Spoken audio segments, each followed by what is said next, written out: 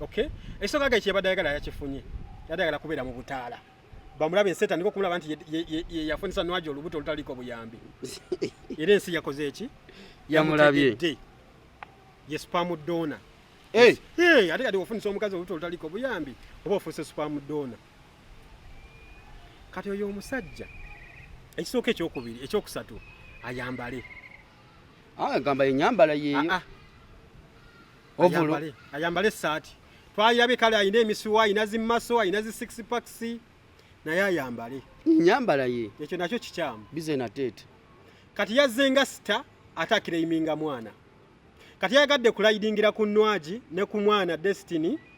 afuuka owa kabineti agenda kufuuka lwaki atagenda kufuuka wabanga yandibadde kituufu nti yabandibadde ayagala mwana yandigenze mu studio kukola kugundi kukola luyimba nga ye wakiyita nti luyimba kubanga ekisooka Nwaje ebbanga lyonna lyabadde okuva yava mu Coca-Cola Limited next tafunanga musajja omusajja gwe yafunako saagala kumwogera namumenya ate omutima bubi nnyo neyeetamu abasajja gwamumanyako namumanyako Nwaje yali agenda nakwetta yani asaagala kumwogera ku mpewo yali agenda kwetta oyo mwana ngaba ne Swangzaven yali agenda mugoba lwa mukwano omanyi oyo mwana ayagala nnyo Nwaje yasula mu mosirikira nnyo nina nnyo olugambo nnyo nze watali lugambo sobola kubeerawo nyamutola ina live encha bannayi maama w'eggwanga Kenzo we batufunira maama kyawedde mwebale bana okufuna maama mwebale Kenzo webale batufunira maama manyi tubadde manyi Kenzo bamusibyeko abakazi bangi nnyo okuva mu 2018 Lema nga agenze nokimanyi Kenzo teyayagala kulema aga katuna mugula film yali amwagala jasoli nawo yali muyayi yakati waddala Kenzo yali muyayi Lema yali muyayi simanyi Kenzo teyagala kulema Lema yali asinga okumwagala kiki ekiraga nti Lema yali ayagala Kenzo tumanyi Lema bamugamba nti nayagala Walukaga yamuganira laptop namwana emitwalo 2 on reason and reality okwefumiririza obuwanguzi n'okulemererwa nga bisinziira ku nsonga n'amazima akawandikibwa Hamis Kigundu Haji Salongo Hamis Kigundu iraba nnono oyo abasabalongo Sabalongo gwe mugagga ye Sabalongo ye Salongo Salongo abalungi Salongo Haji omugagga bifeekera binojjo bijodolo binyonkondo akatabo wadde onangira ssebo nti kati nange akatabo ndako kajjako embuzi tutandike ndeka tukagireko anti tutandise tukagirako mu kamera bajjoga anti etandise olowooza wakajje wakiseka sho yatandise dda asookoleke nawe etandise ebyo kale sabukulula emaani akatabo kati akatabo kano mbakubiriza mwenna Sula Flexible kakwateko kawulire manyi ebintu byabagagga ati lwemala okukasoma nga nkazamu mukaveera tekakaddiwa kuba obugagga obuli mu katabo kano businga emiliyoni 10 zebakukwasa mu ngalo success and failure ogwena tandise okukasoma ndozola obulamu akusindikidde 5 wala mpadde $3 emirimu gijja na obwongo bwange nabuguddewo lwemala okukasoma okuba kyabugagga nkazamu mukaveera ereka n'akaveera original copy bakati akaveera kano kabeere wano kaliko neno siru ya hamu yino njiraba kakati bagambye success and failure best obuwanguzi n'okulemererwa nga bisinziira ku nsonga na reality katabo kange nkimanyi tolina kingamba okuva natandise okukasoma obugagga butandise okwereeta bwokka bukanziguddewo amaaso akatabo kano kali matundiro ag'enjawulo ag'obutabo genda kwamuzi wali kuna kivubo ojja bukafuna bulungi nnyo alistock mwekali ne mu supermarkets ez'enjawulo mwekali kana akatabo atasomanga katabo kano oli ku bibyo era mujja sigala nga mugamba ffe nga tugenda mu maaso bo basigala mabega abagaga gye bajja ssente buli wano kana akatabo bokasoma nakasomako emiko 2 niyo obugagga ngeri gye buyiika naye nga full figure yakankwasa baze full figure wakuwa ekintu tokisuulanga full figure oyo muntu mulungi by the way wakwanti abantu abasinga by the way tebategeera full figure kikyali n'abantu abamali ku lusegere waba ali babaddeko naye ali bakozeeko naye oba be yali ayambyeko we can witness nja kunyumiza emboozi ya full figure twagenda e Masaka eyo waliwo omukozi wa radio e Masaka eyo yali atututte tumukolereko sente ne zimubula ez'okupangisa lodge full figure yatusasulya twali ndowooza twalinga 8 wanalinze kwaliko bakiseka matini kwaliko n'abala baali bangi by the way n'esente ne zitabukako abantu twagenda ebivulu ne bitusala twalina okukola ebivulu nga 5 bitusala full figure n'atusasulya. The size of one's pocket is the determinant factor of how well he or she lives. Ofunda bwensawo yo ebyokunywa biyise tadde mu kaseera akazibu oshegedde the size katika tugende mpola mpola the size of one's pocket obunene bwensawo y'omuntu oyo is the determinant factor of how well he or she lives. Kati ekyo nyinza kivunula nti kwe kusinzi vunula kyekimu ku biraga oyo omuntu oyo oba musajja oba mukazi engeri gy'abeeramu n'egyawangaalamu. The size obugazi bwaki bwensawo yo is the determinant factor of how well he or she lives. Hamis Kigundu nkugambye nakasoma emikeegi nendaba sente zijja buzi bale tulina okubiza bannayuganda batandika okusoma ebitabo webityo manyi ebitabo ebisinga biri ku market byakuyiga simanyi senga abagaye musimanyi mukozese ono vida abadde alabisenga bbiya ebitabo ebisinga biri ku market kuyigiriza abantu simanyi kukyalira nsiko simanyi gende wakojja kansi gasiya mwerere byonna ebiwe bityo ne kati omuntu olina okutula ku kitabo wekityo n'osoma n'omanya knowledge omuntu afuna atya ssente atazikuuma atya kubanga ekyo nakyo kizibu. Actually money is the determinant factor of whether one is successful or not. Sente okimanyi nti akatabo kwogera nnyo ku sente sente determinant factor omuntu okuuma otya sente. Kankusomera akalayini kamu tugende mu maaso tutandike show. However, finishing school, starting a family and being employed are not enough to contribute to success. Okusoma okutandika amaka okumaliza emisomo okutandika amaka n'okufuna omulimu tebimala okwongera ku buwanguzi mu bulamu bwo. Mbuuza nti obijja professor ate mulimu abantu abamu bagamba nti nze kasamaliriza okusoma nefuna family bampa omulimu mba ntuuse ku buwanguzi so tekimala. Omwandisi ani? Alhaji Salongo Hamis Kigundu Waham Enterprises ali kwada katabako full figure tukaddugaza full figure tujja tukazaamu naye tugamba success and failure based on reason and reality. Akayitaze osooka tusanga mu matundiro g'ebitabo by'enjawulo Aristoc International comes oba n'ogenda mu supermarket ez'enjawulo mwebuli osooka efunira n'akasoma k'emikwejo sente ziyikanga amazzi. Oli otya divorce? Ndi bulungi sooka esigamyawa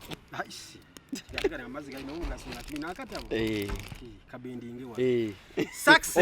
and failure best tukaje mu kaveera kali kadugale katabo kange kano nkaagala gwe muvubuka soko kuterekera na kaveera sose wa kaveera tuteeke wa kataike kalime kudugala kale awo kalaba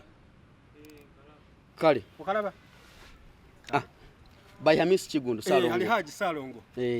kati sula shezandike uli otya? Ndi bulungi ebintu birabanga wembiraba anze sibiraba nga gwe omugaga wange yakomyewo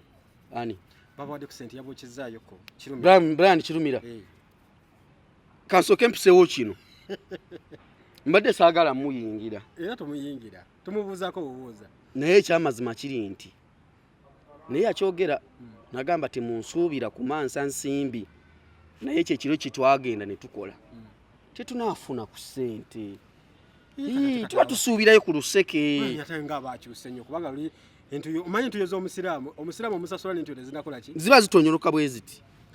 kati batakyali Brian White abaaya ki enaku zino akereyemukko kubanga Brian yakusasula enaku zino Brian White yazze ssebo alinga motivational speaker ebyo tebigasa abuulirira ekyali alina okutandika namugambye afuneyo akatabo atuwandikira akatabo kuba teyina bigambo Brian teyina bigambo ojjuka twamusanga kuno abaana yakitukola ku autospa nga tulina Brown musajja Brown yaddawo yali avuga emmotoka ya company ali kawempa awo amanyi avuga taxi kati yadda mu taxi musajja yanyiiga yali amanyi bali atuwa $10,000 ate gundi jukira radio yatabukira anti era lwebo radio amala tukubire ku gundi ku autospa abasasire bambi ebyamusomako naye twali tumubuuza kikuliriani wamugamba nti abagaga bangi bazze ne babeerawo ne bagenda nali ngamba atukolereyo drop nagamba you motherfucker so kati wote tutandise olunaku olwaleero tulina ensula flexible ku celebrity track UG Netflix media official nyonga tuyako omukwano gwaffe Salwa ali kusala amalodi okwo omutumiddeko nga webuzaabuza kyogere nti Salwa tumutumidde tumutumidde kale oliota ebintu mbiraba binenge gye bitambulamu naye kasisa Brian White yakomyewo tomwogerako asigana muyingira nnyo just okubati tukyabala ayinza okubanga sente azirina aganya ozita twogere ebyafa kati abo mbajjeko kulisi atoyogera ku mugaga waffe Brian White tukwaniriza omugaga Kirumira ayina projects ez'enjawulo ayina ebintu byagawala yeddwaliro uyo abe yabimanyi abe yaliwo na abe kambuze mukale nga tumuvudwe mbyokusaaga ani yatukubira omukka nga tubuza Brian White ebibuuzo oba yeye superstar bana inedda superstar yagenda nalya buli kimunga manyi mugaga anasasula toli wakati nedda konenga nga tuvudde mbyokusaaga muleko konjera wadaga abantu nedda nga tuvudde mbyokusaaga bakubira omukka nedda ng'ovudde ku bya superstar nga tuvudde mbyokusaaga mbana muli banaffe tuli mu wakati tubuza bibuuzo omwana tukubira omukka tulya bubi natwetolola bwati Jehova yonna nebuna nga amega sure anti gubuna walabye nga nkibuuze eggulo mu group nalabe ne Smith nagambira bwe bali ku Sheraton oba ku concert gugundi ku wache wacheza for you wa Gabi Ntati yabayisaamu waya karatera ntikiki lwaki obafuuyira banno n'ekirala manyi nze mbabuulira empunya y'abamawulire mbeera mbi oba abantu anti bakyakolera omutwalo bave mu mawulire bagende batunda amanda otuuka ku muntu ng'abayise n'otulya bakyalibo nga ne bagamba nti bonna bamawulire n'oyagala okugavaamu baba bavuddewa oli ajja atambula yenna alabika bulala ne gwogenda okujja ku interview kyebaba tuyisaamu amaaso omugamba naganzi nja kukola ne divorce n'olowooza lwaki alonzeemu ndabika ematalinga kikulu nnyo oli omugaga tukyamweweta tuwe ku ssente mukubya omukka walayi omugaga yapoozinga namwawo naye temwakitegeera yaguwulira kuba yakola bwati n'addako n'emmotoka nagira nakola bwati atakako esiye motoka ati ngalo superstar ate yetolodde mabege nena mwe bannange bwana yatukuba omukka walayi wala nenga ambye ebintu ebyo mukola si birungi watuba tugenze mu conference abaana bayijjawo omukulembeze wayijjawo yani abike ye president president tuyambe eneeyisa y'abannamawulire bannaffe tubogereko bagenda gamba boogeranga banedda twogere amazima ssula olaba oli smart oli munnamawulire okitegeera jangu otabula ekizigo alwaki oyisa ekizigo nga njogera nsonga yange sikibi naye ng'ekyamazima kiri nti omuze gw'okujja ne mutukubira omukka nga tuli mu press conference si birungi n'empunya yammwe funayo waliwo obuwoowo obutinisula buno bwebbiri perfume ya waliwo golden wood gwe batunda ku luguudo gyali ku luguudo mufune mwekuba tugamba amalamu ennaku 3 mu mubiri mwekube mala ennaku 3 nga tonaaba leo tunakufunako obuzibu boyisa mukanzu bwoti kamala emyezi 8 n'ojoza abajja tuwunyirira ddala kati bajja kwekwasa nga tebanaaba munabe naye nga byebyo munabe kubanga omanyi omuntu otamwemukira omuntu otamwemukira kyova n'abaana ba tiktok basinga abaana b'amawulire okulabika obulungi ezo embwa za tiktok zinyirira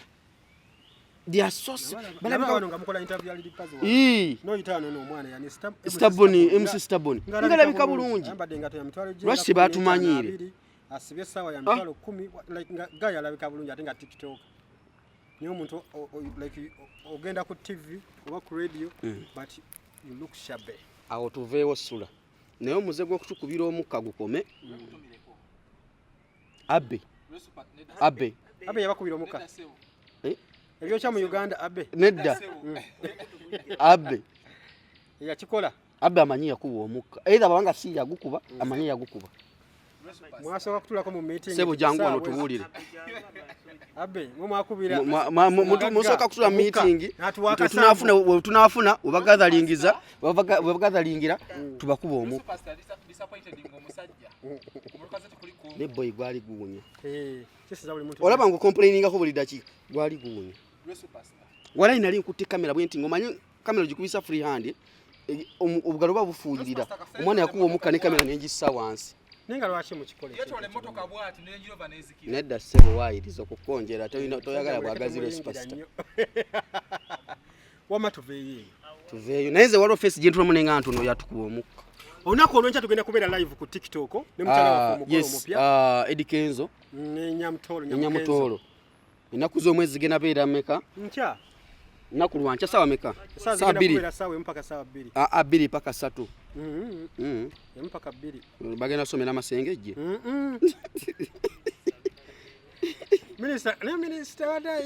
naye bannaye nze njagala nnyo kubanga bannange Honorable Nyamutolo tukwagala nnyo gwe tulinawo kati ng'ovudde ku bya Kenzo byonna biki naye nga Nyamutolo gwe tulinawo yatwala ensonga ezitutwala ffenna okumanya Nyamutolo w'amaanyi yagasa abayimbi kati kino kikubya from okuva ku source ayagala bbaawe abeera nga takyawulirako nti Kenzo takyakwatagana na divorce olwokuba balina obusonga bwabwe obw'emabega ebyo byonna ayagala bisaanyeewo Kenzo akwatagana afune enkolagana ne Rema anti agambye byonna agenda bisaanyaawo kuba n'abamawulire gwekimanyi wala ekifaananyi kigenda okufuluma mu maaso eyo Eddie Kenzo ashekinga kasuku ate baali kyebakwatagana ebikonde tobijjukira ebyaliwo myaka 8 emabega ate tukyagenda kwesiba ku ekyo nti baamukuba ekikonde lwe lunaku tunaabeera ku ekyo anti kati nejjako bandi andi sheekejja naye nga byonna omukolo guti omuzinzi Nyamukenzo yakoze eki Nyamukenzo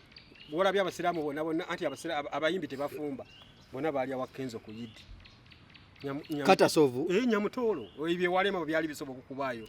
bema abagobera omugende eri genda privacy era gwe mundi ogwasoose abayimbi okusiibulukuka like okulya yidi nga bagibiriridde w'omuyimbi nga balinga bagenza okukola party kubanga kampani zabadde 3 zabadde zifumba oba kibafumba waabwe balina amasepiki abayimbi bafumba Nyamutolo yafumba Nyamutolo alina abakozi bana mu nyumba kale ate bakoseza kampani yafumbidde abayimbi Nyamutolo agenda kubeera muyimbi yasiba emmere ku yidi Kenzo muyimbi Federation anifie hafiye mulwadde ali mu rehab njaga waliwo olutalo lulwadde wakati awo wakati we kati tugenda tuuka waawo Nyamutolo agenda beera ku TikTok live ya Eddie Kenzo si bwe kiri agenda ku TikTok ya Nyamutolo amanya Nyamutolo Uganda Fiona Nyamutolo 256 Minister of State Energy and Mineral Development minerals in brackets in charge of minerals okay topic egenda beera bweti enhancing youth in the mineral development program challenges and opportunities. Tugenda funa opportunity abantu tuliko kwenyumiza mu byobugagga eby'omu ttaka. Okay. Kati voice n'ova kuno n'ogenda e Burundi oba Kenya obeera proud of n'ogambe waffe no tulinayo gold waffe no tulinayo amafuta Nyamutolo kyayagala okukola akibunyisa abavubuka. Ani agenda obeera ku kamera ng'agikutte? Dikenzo asobola okukkirizaawo okugibeerawo. Fabushamu ate bwe yagatuuka ku Nyamutolo kati essaawa zino oyita mu Fabushamu. Neba Dikenzo akuuma abantu. Fabo oyo aludde naye ebbanga ddene kati bagenda ndowooza myaka nga 5. Fabo okuva yava mu TV yali yasemba okukola kusanyuka. Yali akola kusanyuka? Sanyuka ng'ekyali eri enkadde oba eno empya? Enkadde. Ebambi. Nyamu nagambe ebyamawulire yabivaamu ate gw'ova ku mulimu okuwa miliyoni buli lunaku. Kati Wakenzo yesinga ssente. Anti gye ŋŋamba. Awo yabaza. Ate kati yamuteekateeka bulungi. Omanyi abayimbi bonna beetagako abantu we batyo. Omuntu akuteekerateekera. Okitegeera abayimbi lwaki abayimbi be Uganda obulamu bubaluma tebalina bapiala tebalina bantu babategekera manyi nnyo omuyimbi ne Nigeria eyo gyekiri nga omuyimbi David agenda okera ku macha nga menu eri ku mmeeza ogeragenda mu gym ogeragenda mu sauna ogeragenda mu studio ogeragenda ku lunch okitegeera byonna nga already program yakoleddwa nikati ono omuyimbi azuukuka n'adduka wa mama Nachi n'amuwa akatogo n'adde wa musiramu n'amuwa ekikomando na okitegeera abeera bwatyo naga naye nga si Kenzo Akenzo ate kati Kenzo mu bayimbi abategeke Uganda ye number 1 yalinga ekyokulabira liripazo naddako saagala tusige kazigo wano liripazo si mutegeke kwano gwange mwagala nnyo wayimba enkudi gamba nti enkudi ayo twakijeewo ekyo tagala kiwulira ssebo nedda ssebo nga lwamusanga yogera ku gundi ku ani yanono bama mu 19 Dax Katero ebara Katero tumumanyi ku bbala gwe wayimba na kato yali kati kyekizibu abayimbi kye basanga okuba hiti naye n'olwana okuzzaako hiti kati aluna mamutuma kitooke kitooke kifa nsalira kati ate misaki si gwonsiimira palasoguma bagita batya that song olwa hiting ennyo malamu ate Captain Scooter mpulira biwulire ebyo sibimanyi somako mawulire mbamugamba mbwafaanana Davido by the way guys nga ye branding ati kati kye kizibu ky'abayimbi kubeera look like w'omuntu that is also another brand oyo guy bizibu ebyamutuukako sagala kubyogera buzibu kyo bwamutuukako biri personal munoonya naye yampa essimu tebaako naye lwakiri kubira Jamal kubanga mukodomi wa Jamal big brother Uganda layira kwanga mchale gwaine waka muganda wa Captain Scooter ani yamuzigirira omukazi Captain Scooter era dwaino kati zinange simanyi mpulira biwulire kaniwa mazali buzati wa nenga Scooter uyo senga ye branding abulungi yandibadde Davido gundi low budget Davido tulinawo ne low budget Davido wano omulala oshuwa nina ne namba ye Davido nga low budget Davido najikubako tulinawo ne low budget Ruga ali nansana jali naye nga federation ebintu bebe bibera birungi divorce omuntu okulabira mu kifaananyi ky'omulala lwakuba negundi eyo nawulya luli paza akyogera wano wamukyaza oba kakuute eyo oba nansana ayinayo pazo Abdumulasi yamukozesa ebivulu it's okay bonna banna masaka befunamu Abdumulasi yabbe sente za lipazo nga tayina sente ze yabbe kati pazo bampangisa sente mmeka kakadde milioni 2 nedda divorce wetubera ku channel zino tulina okugamanga abantu ekituufu okuwala excitement ekiriwo pazo kale yaziyimbirako ng'akyayina emmotoka ate mu motoka teyakola sente ate lwaki kati ate waba teyakola sente anazikola manyi by the pazo yo mumanyi nga nokola oluyimba olw'emmotoka saga yagijja eno ku Fima World waliwo omugagga bamuyita Ibra yalina nyine Fima World kati amugano nga luli pazo 2015 2016 nga wakave Masaka okitegeera munnanga luli pazo oba yavuga motoka ya musajja oba yagitomeza oba yagikola biki musajja n'ayomba nnyo kati nga bakole no ku Fima World kubanga luli pazo yali awandika oyo omukyala kati yagenda mu America bamuyita Fiona nga yamuwandikira music yena naye nga omugaga tamukiza kola ki kuvuga mu motoka kati ekirozo ky'okuwandika oluyimba agenda ogula emmotoka byonna yabijje ku Fima World okitegeera so tudde ku kiri ekyokuyimbira ssente nnyingi omuyimbi osobola okwera mulango olina oluyimba olutambula kati ng'emmotoka emmotoka lili pazo yayimbira emmotoka yasobola n'okuyimbira emiliyoni 10 era abantu abapangisa Lil Puzzle olunaku olwo tamuyimba tebamugamba jangu tuyimire kubanga ayimbye enkudi bagamba Lil Puzzle w'emmotoka okitegeera yasuza azina we yasuze mukire nanti kati rasule luyimbo golo luyimba wale ludewo wale lyo kwe balukuba ku radio oba ku TV Luzanya ku changa TV. balufuluma just TikTok music TV ze Kenya zizanya olukudi nza just angambe tugende ku gundi oba tugende kweno gundi ya Song Boost tugende ku Song Boost tulabe Kenya luzanya Rwanda luzanya waliwo TikTok music like tetuzalawa nitwogera mazima nze Lil Puzzle simuinako buzibu mukwano gwange naye tulina okwogera ebintu nga tuleme okumisleadinga abantu Lil Puzzle muyimbi mulungi yakuba hit oyo Lil Puzzle olimba lwe emmotoka lwatambula lowooza omwaka mulamba ate in fact ebbanga lyonna lyasigadde ng'akyali mu kaliyene ya music ne wamala nga tayimbye sente zonna zakyafuna ne bookings zonna akyazifunira ku mmotoka gwekimanyi olaba abantu abapya nga tagulanga ku mmotoka naye olugifuna wakitegera nga makansulemu mmotoka nawe yaddala nga vibes zeziri kuba olimba gundi yalukola oyo ono gayo Moscan okay kale tuve kati tusonga za Nyamukenzo ku lwokutano tubajjukiza ncha tugenda kubeera ku live nti honorable Fiona Nyamutoro agenda kubeera live ku TikTok era nga ayogerako n'abantu be era mu ngeri y'enjawulo tugenda kuba tumanya ku nsonga za minerals ebyobugagga ebyomuttaka n'engeri gye tulina obikwasaganyamu n'okweyagala mu nsi yaffe okumanya tulinamu ebyobugagga era ayinza okugabayo ku Gold awo nga tuli ku live ye naye devotion kubulire Senga Nyamutoro yali state minister wa energy and minerals development yandifiridde mu gallery Allahu akbar Kenzo mumanyi bulungi tiyandi mutimbi dayira teyandi mutimbi ate kati omwana bamuzadde jjo oba sembera ko wano okitegeera teyandi mutimbi newe yafuuka minister kubanga badde youth representative mu parliament ya 11 nakati akyali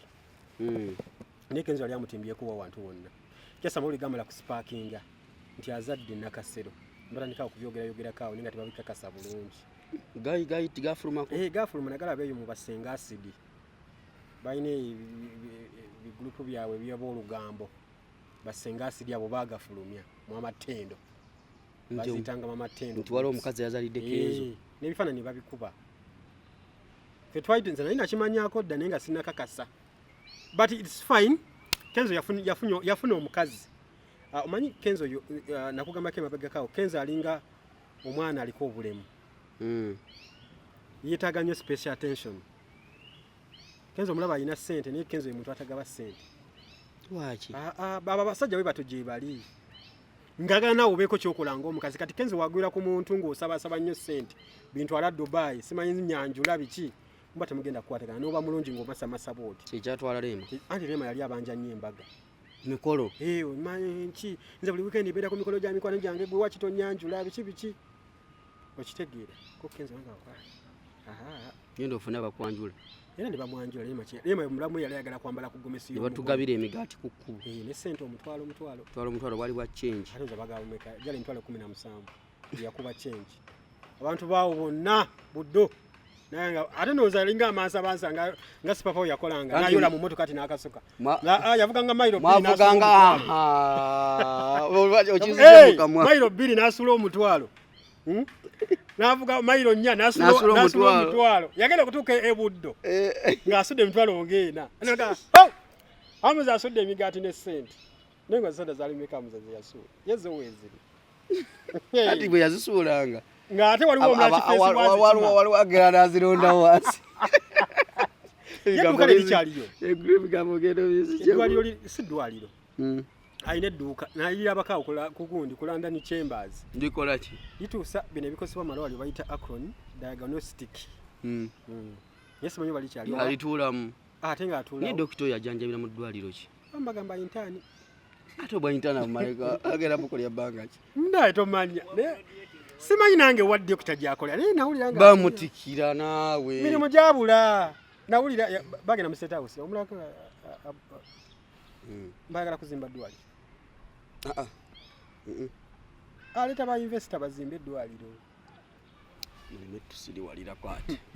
wakitegeera naye nga anyway gyonna emirimu gyengeri gyagikola mufete tumunyinako buzibu ekirungi nze awali Nyamutolo tolina kyoŋŋamba wangi naye bano abantu muli bazibu nga mwawana wano Leema addi ddiwe nali mpanye nga wagana Leema tasobya era kenze netakatambi kaleeti bakatambi divorce kaleeti ng'owana Leema era Leema tasobya biki ne kakatoli leeta wana akatambi nga ndi mu kuwaana Leema munyina buzibu kine Leema sina buzibu naye ate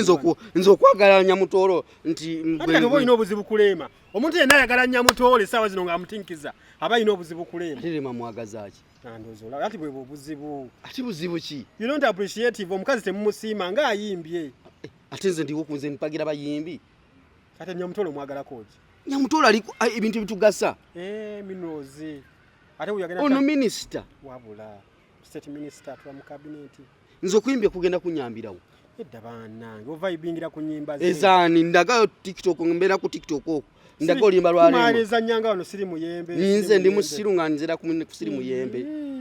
toŋŋamba bintu bya kijega naawe oli kibu Nyamutolo minisita nga wali ng'oŋŋamba ebyekijega naawe naye bane mwakyuse twakyuse ddi nga bwe twali tubaddeyo ddi kubanga Nyamutolo mwakamulabira tegunawera na mwezi naye industry yonna yakyuse kati twamulaba dda nkulaga akafaananyi nga ni Nyamutolo naye banawangala nkulaga akafaananyi nga ni Nyamutolo ngenda kafuteerayo gwatulaba banawangala ne Kenzo banawangala ate lwaki tebawangala lwakuba kimanyi ku Nyamutolo gwe wabalagira bagende beyagale kati sijja kugamba nti buli omu yabaza ssente ku munne kuba Nyamutolo bannanga alina amaka kalina allahu etemyanga omuntu nire ebyo tebatusubira mu baminisita kati omusubira kukola ki alina security kati alina zino enekulemberamu pickup kati ye nevaako emabega omusawo banamukulembera ddi Kenzo oliwabira ne Nyamutolo abaawo omusawo banamukulembera ddi omusawo ambulance z'abalwadde zimukulembere ne stretcher tuli ku minisita Nyamutolo naku lwanca lwa Friday agenda beera live Kenzo agenda kubeera ku kamera ku TikTok ye era nze omu ku ba broadcasters abagenda obeera waawo nga tutereeza ku bya network naye okimanyi Kenzo ye mukazi gwasoose okutimba ebyaddala mu bulamu bwe bwonna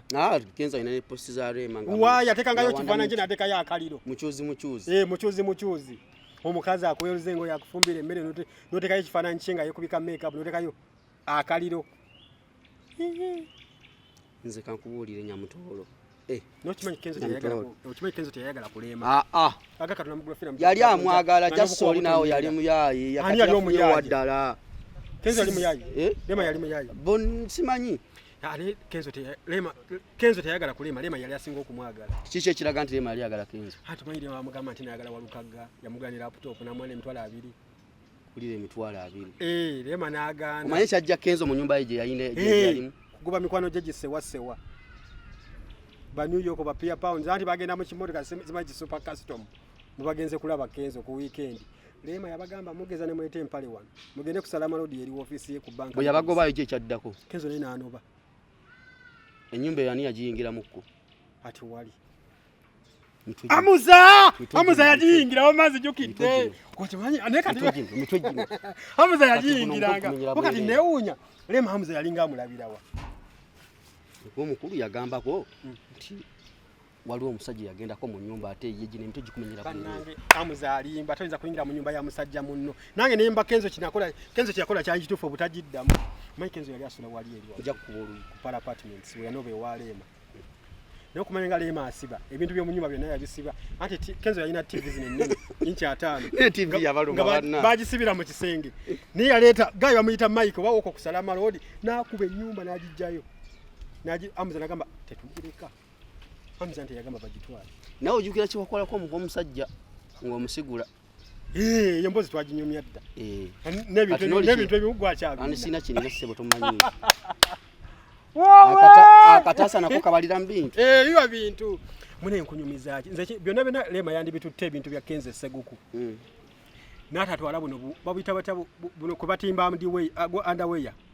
oba omutoyi ne mu kiyigo bw'osoma panty peg teyandi bututte bwebyo birekamu byansi nina buno obutwala kapeti n'ogitwala Kenzo yalina gundi ye zino bateeka za waadi awards yali abulako okutwala nze nama namuti oba yabitwala wa wakati kubanga amuza yali apangisa wakati bagula ennyumba simanyi mpya babiri na mugongo kababiri sonde nga badda wala mwana natuuka nangamba ekikomero kiraba kikyalema namuza nga badda wala n'ennyumba mwe erimanya gaare kisoboka timamuza munaku nganzi nedda ssebo ate ayina kakimpayo kayina nekugambye nti kano wamitingako ku mukulembeze abo yiye ne sepapa yagenda aliwo pozaawo nedda si ku meeting president oba ogeze kufuna ssente nyamutoola alina live enkya bannayi maama w'eggwanga Kenzo webale tufunira maama kyawedde mwebale bana okufuna maama mwebale Kenzo webale tufunira maama manyi tubadde manyi Kenzo bamusibyeko abakazikazi bangi nnyo okuva mu 2018 lema nga agenze ne waliwo eyazirika nayatadda nga ngulu n'abawanuka si yakava mu first born concert n'abawanuka nalaba mbu waliwo omuliro gwamwokya ku kisambi si kisambi piriri musajja nga yalina amazzi agookya bayokya piriri bambi oba kati yawona natugamba nti bayokya kisambi kyokka ate kati yaligambye eta piriri osobola okumwogerako mpewo ti banjokya piriri ite banziku sinziku mukongo omukongo gwe yamuyisaamu waya yalino zali za firifezi ajja kukakkana Kenzo ne bamusibyeko abakazi bangi okimanyi ne kalo nantongo bamutagingako ku Kenzo naye tebyakola nti tebinyuma na kunyuma lwaki kalo muwalana alina concert mu December tonjogeza ku bantu anti ne tumukunde Hana Kalema Miss Uganda artist oyo ayo kyali kigendako wekataligirya kyali kiwedde naye ndowooza waliwo ebyatabukamu kaawo yafuna akasimu nonga wayi ng'oyagala kwesuukunda teweesuukundiraawo era teyaddamu jjuka Kenzo mu mikolo gyonna gye twalimu egy'okutongoza oyo Miss Uganda ng'atuula ku mwanjo atikka bana big talent bonna ne batuulawo mu maaso buli kabonero anti ojjawo oti oyita mu layini bwoti n'ojja n'obakumbiramu n'obakyusiza omuwala ng'akyuka ne Kenzo akyuka namuga waikakkana sala akaliro tojja nnyo alina simu yali y'amaanyi Martin Beta gyali manager wa Eddie Kenzo oyo ye muntu asinga okutegeera Eddie Kenzo mu bulamu bw'ensi eno Eddie Kenzo mulekwa nze nalaba Martin Beta ebiseera ng'akyakola ne gundi ono wa video yani ja live ng'alina n'amalasita anti temwalabako ku Martin Beta bamulaba ng'akyali wano ku gundi wano ku kizimbe kiri wano ku Salama Road nga ku ATM charge we wati nga ku kapande ka ATM awo ja live yasookera amalasita omukulu ng'alina amalasita wamulabako nga Martin omukwata awo atakuwadde wamulabye mu bifaananyi ne kati yakka by the netabirangako ndowooza mu wali mu primary bino byakakati bano bali mu 2010 emboozi sooka ogireke kuba ojja kukubwa emboozi Martin Beta yali awo naye baayawukana baayawukana nno by the way Martin ye n'agamba nze siva ku Kenzo paka we yafuuka manager yalingawo because video ziri zonna enkadde zijjombole Martin yazikwata Martin abadde ne Kenzo myaka 14 kati ono natutte ensigo yo balina sente mukwata ayinza okuba yagala buyambi okuva mu mafiina anti bye byatandise mukwate halo hey menta ambi ndi mu interview ku Salama nangambye nesinga eyo gy'oliko okuyisiza amaaso g'omusajja atunda ebizigo naye soke tumalirize kaakati awo nga tuvudde ku Kenzo tudde ku kivubuka ekyavuddeyo ne kigamba nti kyekibba kyekyazaala muwininwa gy'omwana kino ye bize na teeti kakati gaayo oyo nze namulabye naye nensoka nentyamu lwaki namwogerako mitendera egi ebiri ekisooka ayinza okuba mutuufu nga yazaala Destiny ayinza okuba nga mutuufu ekyokubiri yakikoze bubi omanyi divorce wogenda kumakya niwegata n'omukyala nafuna olubuto newabaawo enkwataganya nga si nnungi nemwawukana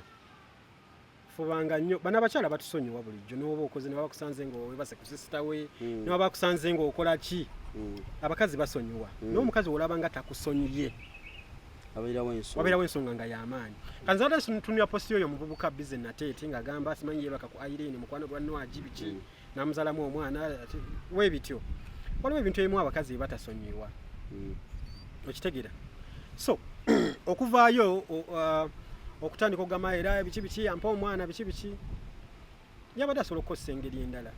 naye nga bamanyi nti ka tuli mu celebrity twagala nnyo ensi etutegeere kati omuvubuka namulabye yagenze ku kikomera oba kyabadde kyawa simanyi olaba boda awo kamera abanja mwana bamugamba toyingira muno mu kikomera biki ekisooka nalinze response ya Nakanwaji tasobola n'atayogera kyenalabye nga postinze bayabadde Snapchat nga temumanyira nemunkubira amasimu anankubira essimu ng'amuze bekisiru jamuwemula nemanya nti kati ekyo kituufu Bizen Natete ye taata Destiny omuyimbi yenna omuyimbi alina erinnya to protect ekintu bwe kitono ekivaayo ekisookera ddala bayagenze dda mu kooti kwekubira ndulo oyo guys kati ali mabega wa mitayimbwa defamation na biki kutatana brand ya muyimbi nolaba Nwaji yasirise oyo omusajja yani yitata w'omwana ekyokubiri nze nkuze kutuuka wano ebbanga weni Nwaji okuva bava mu Coca-Cola Rated Next n'okusuuta olunaku olwaliro noza myaka gigenda nga 8 bulijjo mmanyi nti Josh Lukundo yitata w'omwana wa Nwaji Josh Lukundo omutegedde oli rasta yawasa omuzungu naye nezijukirako emabega kaawo nti Josh agenda okwagala Winnie Nwaji odde Winnie Nwaji yalina omwana nemanya nti okay kati Nwaji teyagala kukiguza bamawulire nti omwana ono si wa Josh Lukundo ate ne Josh n'akola ki n'asirika nekasa nabyo omuvubuka ono ng'avaayo nga nnyonnyola olugendo ate nezijukira story ziri ezedda jukira Royce Pastors yakuba ku Winnie Nwaji simanyi biki olubuto byonna nange nembeera confused mu ngeri emu oba endala nekatukkiriza nti Josh Lukundo ye taata w'omwana we Winnie Nwaji ekyo kyeyakoze kyabadde mu mateeka kyabadde ki atukkirize nti Bizen Natete anti gogambe I mean Bizen Natete erinnya linzibuwalira ekisooka gaayo ayagala like is trying so much to be recognized ayagala nnyo obutaala ojjukirako emabega kaawo yawandiika yaforging ekipapula ekiwandiika kya UCC ngagamba UCC ne Pastor Bujingo Salt Media babaniza oluyimba lwe ku mpewo yeeyita mulokole tugenda okubuuliriza ne UCC neevaayo neyogera nga UCC bagiteeka mu bintu byetamanyi nako ogwo nabwo gubeera musango naye ne bakisonyiwa busonyi bambi ekisooka nagenza okulaba ng'akoze oluyimba simanyi njagala mwana nakalabya akayimba bambira ku Nwaji simanyi bampa omwana kati ebyo bintu osobola bigatta byonna n'owangula okay ekisooka ga kyebadde ayagala yakifunye yadde ayagala kubeera mu butaala bamulaba enseta niko kumulaba nti yafunisa Nwaji olubuto olutaliko buyambi era ensi yakoze eki yamulabye ye spam donor ate kati ofunisa omukazi olubuto olutaliko buyambi oba ofunisa spam donor kati oyo omusajja ekisooka ekyokubiri ekyokusatu ayambale gamba yenyambala yeeyo ayambale essaati twayirabe kale ayina emisuwa ayina zimmaso ayina zi 6 packs naye ayambale nyambala ye ekyo nakyo kikyamu Bizen Natete kati yazzenga sita atakireiminga mwana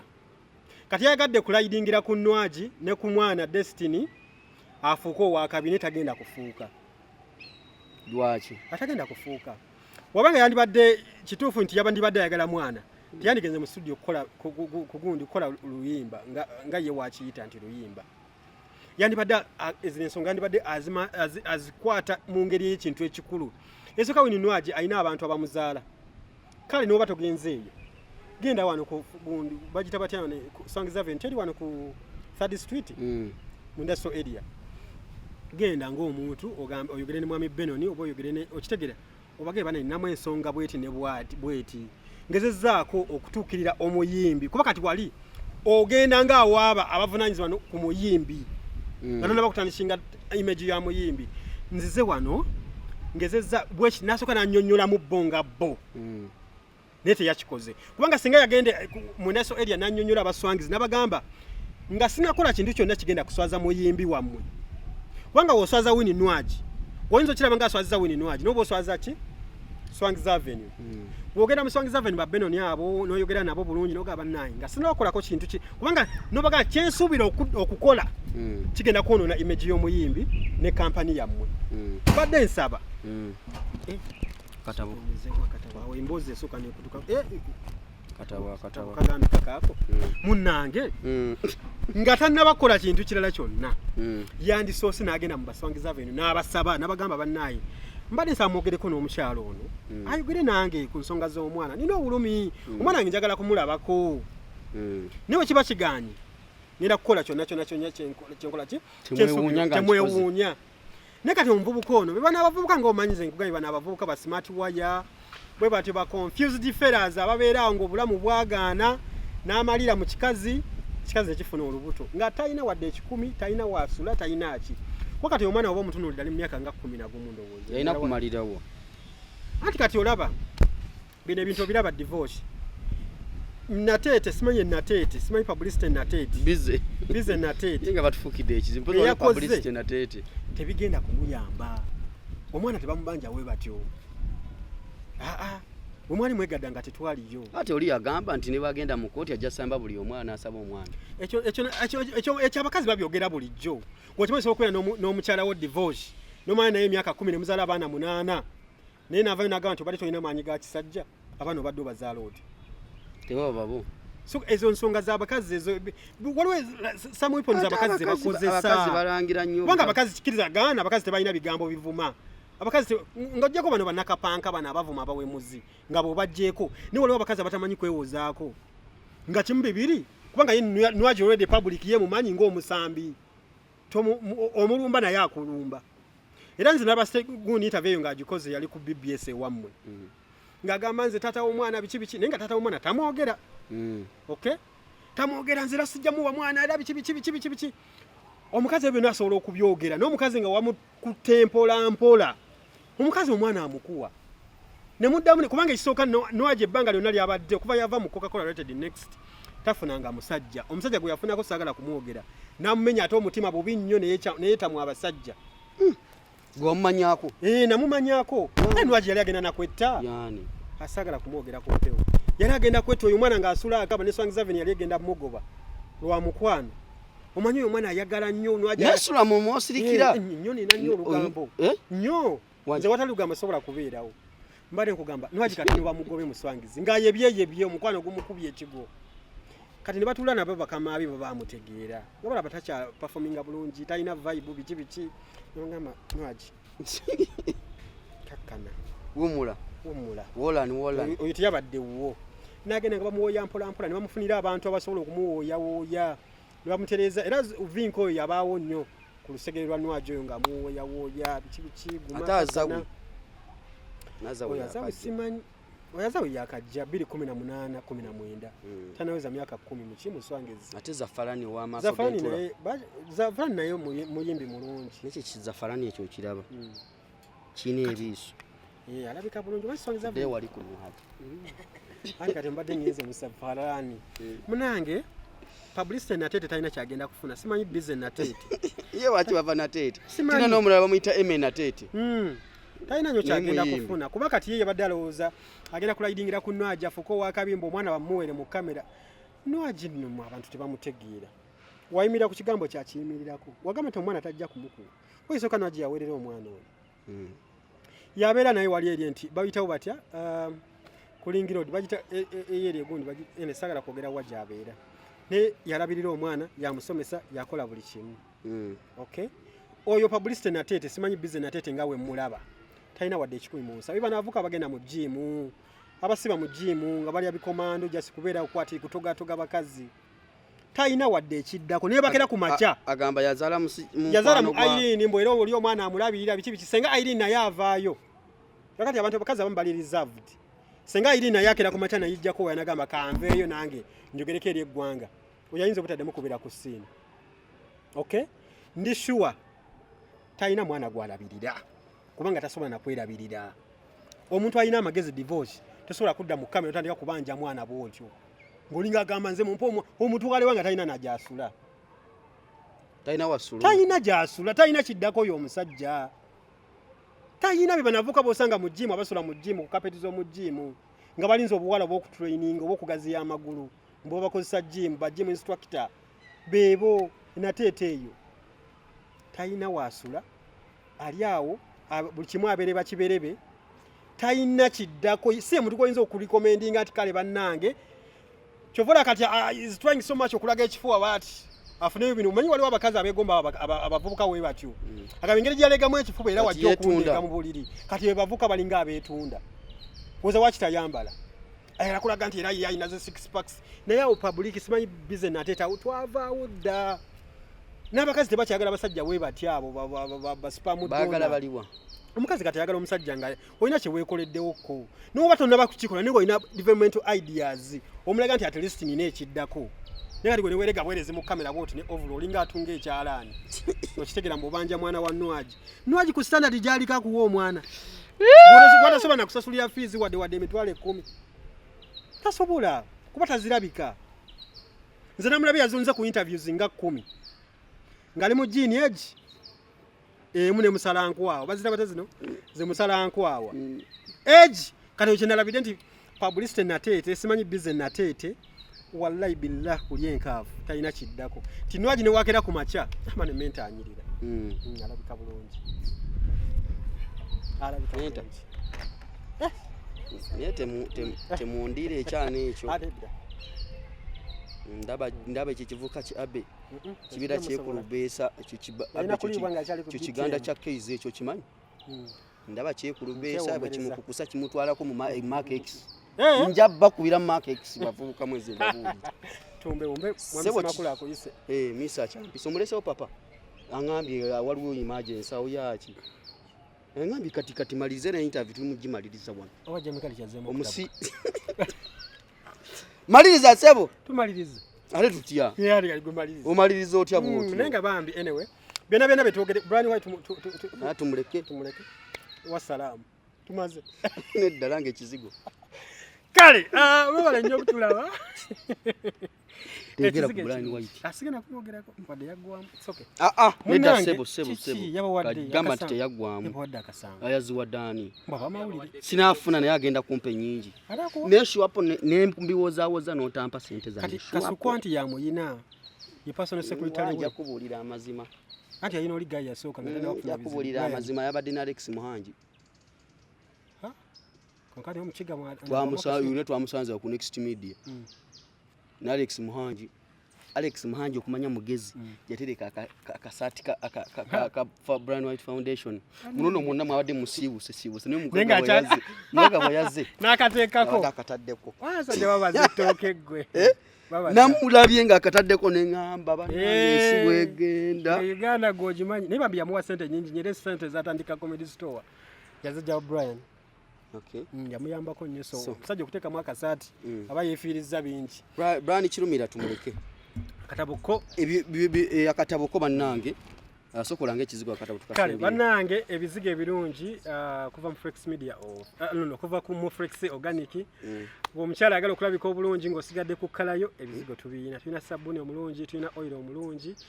tufune ku namba z'essimu zino wammanga 0706 599 507 oba ya MTN 0772 322 ebizigo byaffe birungi tebyerusa osigala mu kalayo naye ng'onyirira ate tukola ne door to door delivery omuze gw'abamawulire tufuuyira ate n'akwetooloola nga tuli mukola interview eyafuuye nga tukola interview ya Brian White naye ngenda mubuulirizaako divorce bwetudda mukola interview omuze gukome bannange nja kumanya oyo mwana kyo yagenda afuuyira abamawulire banne ate sibusoose ate buli wamu abeerawo omuze gw'okufuuwa abba amanyi yafuuye tomwogera alina omusajja aduli musiru success and failure based on reason and reality akatabo kali matuliro g'obutabo gonna ag'enjawulo kawandiikibwa Salongo Alhaja Miss Kigundu akutegeeza nti muganda wange ngambye nakasomako emikwejo buli lwenkabikola nensoma page nabalabye abakyala bahajo balabye Hana Nalongo Hana oyo mumanyi Nalongo yazaala abalongo oyo Hana bakola amasomero lya Hana mixed kale mugende mukanonyeko buli wensoma buli muko gwosoma sagala kubikulira lwalwe nkubikuli ojja kutwala obugagga njagala ogenda okanonyeko mu alistock okanonyeko mu supermarket zenjawulo ofune akatabo omukyala litakagwa awe Bungereza yatandise okukola obwokulya obunkwanki babuyita litakagwa eats by Chef Kavuma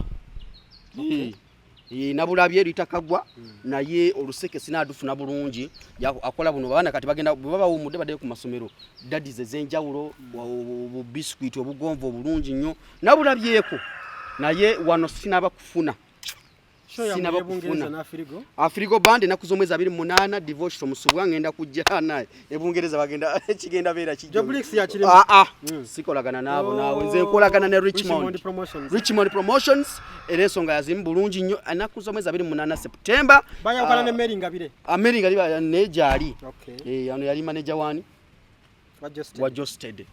enaku z'omwezi 28 September divorced Musubwa Frigo Band Karo Nantongo Simon munene w'ekibuga ye MC kati ate official broadcaster gwe bataddeko yenze divorce matovu mugenda jiwulira olwocha alambalangira ndi muddungu wano kale ngenda balangira Richmond Promotions era kumanya nti omusajja mugabi mulungi Richmond twafiirwa Pascal Ebungereza Richmond nagamba nti olumbe tulukumewa nti bana Richmond nagamba saluni yange katujja tujiwumuzaamu soke tukunganireko wano nga bana Uganda community bana Uganda tukungubagire muganda waffe okutuusa na muzza e Uganda saluni nene bwetyo nene ayina saluni nene Bungereza awo Richmond omumanyi era tugenda Bungereza mwezi gwa September obadde okimanyi nti Jacobo abeera ku kamera naye agenda Bungereza twagende wana Nice Jose passport yawedde byonna byaggwa kiwedde Bungereza 7 nena mugambe nogeza obomba wala inja kunoonya abanga bana Ebonies uli agende Bungereza tadda wala yimunoonya mala emyezi egi paka lwemuze Uganda tobombera kunze gasi manina Helen Menta ku kamera yalaga wayi anti yaberanga ku kamera okwo ne mugenda kulya Helen Menta tajja manyi wanga bana kulya abbe nga bakupochinze okuva kati ngawe yava ku BTM naderi batakulira mwezi gusoko batakyaliridwa awo ofuse muzigo abana bangambira nti kagenze bagenda mu bikula paka abantu wana kulira bubi simanyi kati wekituuse badiroyo nkyamwetegereza badiro n'okwata ku mwana oyo badiro oyo mukama wo ye producer wo ate makona jali makona bambi makona bachoteka ku bambi yali nga mu kikubo ng'atunda ngo